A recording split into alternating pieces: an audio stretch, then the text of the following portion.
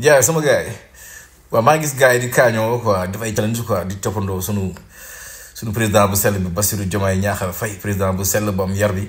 tu vois am teggin bi gëm cosaanam te nekk benn président bu xam ne amul complexe mu bëgg ko lool sax waaw Sonko joxoñ ñu ko ñu topp ko te réfugié ñu lu ñu joxoñee waa ji quoi tu vois moo bëgg da nga xam ne président bi dafa traduire littéralement rek tu vois ça arrive dans la traduction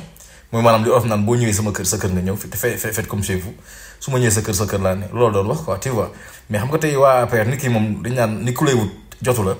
même booy jëri ndox mu ne yaa ngi may poussière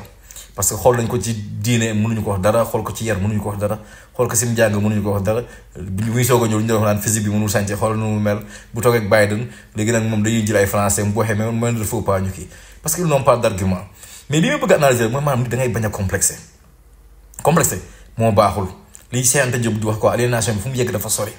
loolu dafa bëri si maanaam africain yi quoi da gis ko xam ne tey jii day juddoo kaw ga Saint-Fil war a fier ci ay racinam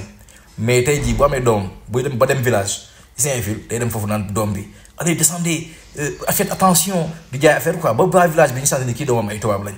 ma fonk foofu nag tukulóor yi ndax xalpulaar yi saa fu ñu mën a ne dañuy làkk seen làkk tu vois fonk tamit ñoo xam dañuy nekk si diaspora bi da ngay gis ñoom dañuy nekk si diaspora bi mais bu ñu amee doom dañu ko yónni si yóbbu seen village pour mu embrasser seen culture man ñooñu laa gëm tu vois ñooñu gëm seen xeet mais góoma ñi nga xamante ne maanaam da nga judd ci ay baadoola jàpp na yow baadoola maanaam tey jii mooy maanaam nga judd maanaam jàngoo wala yooyu noonu rek nga am doom ko Saint-Fil léegi yow boo réussir rek pour yow sa doom réussite bi mooy mu sa doom judd naan papa maman on fait ça da nga koy gis ci ay waali sa kay complexe la